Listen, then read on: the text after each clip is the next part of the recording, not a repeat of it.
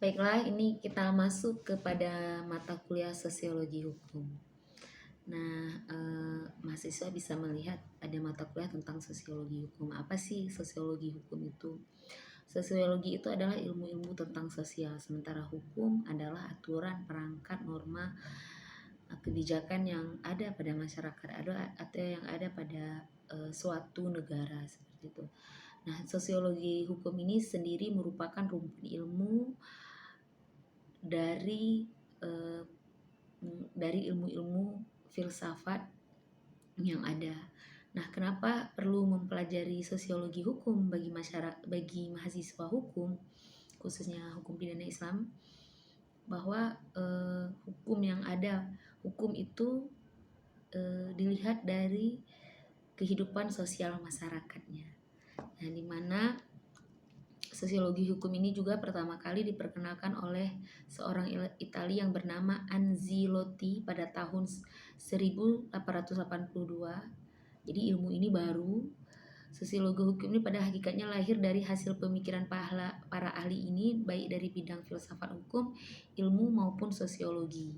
Nah, baru muncullah sosiologi. Artinya apa? Sosial manusia kaitan sangat berkaitan erat dengan hukum seperti itu. Maka muncul untuk belajar sosial pasti kita harus belajar hukum. Untuk belajar hukum pasti kita harus belajar sosial. Nah, makanya muncullah ilmu ini dan hukum dengan sosial itu sangat berkaitan, tidak mungkin terlepas. Baik itu pada masyarakat primitif maupun pada masyarakat modern.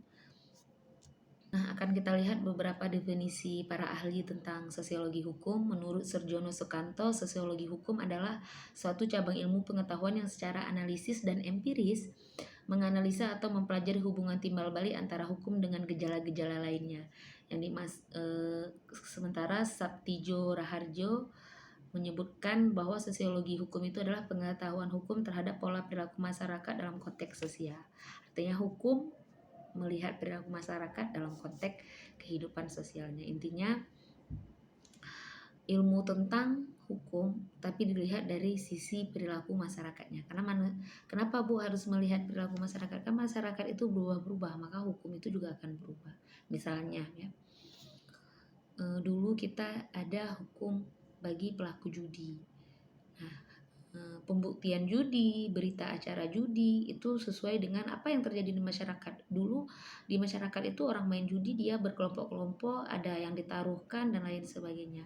Dan itu menjadi barang bukti. Nah, di zaman sekarang, di zaman modern, masyarakat itu tidak lagi main judi dengan demikian.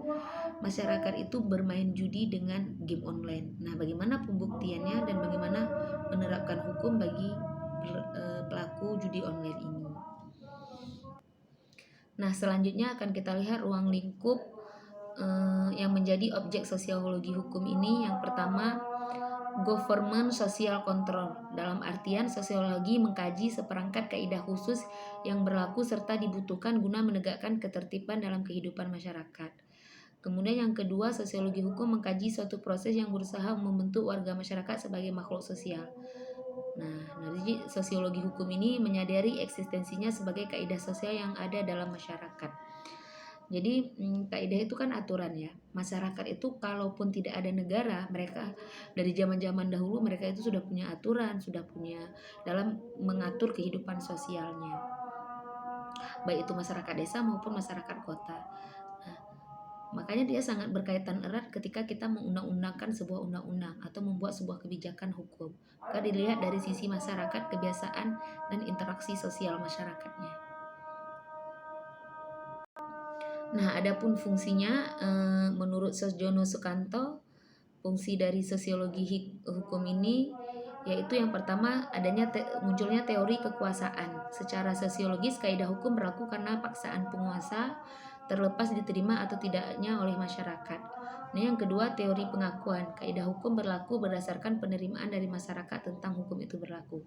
Nah, di sini ada dua fungsinya. Yang pertama, hukum itu bisa tegak karena ada paksaan atau karena ada sanksi kepada warga negaranya seperti itu ya, atau masyarakatnya.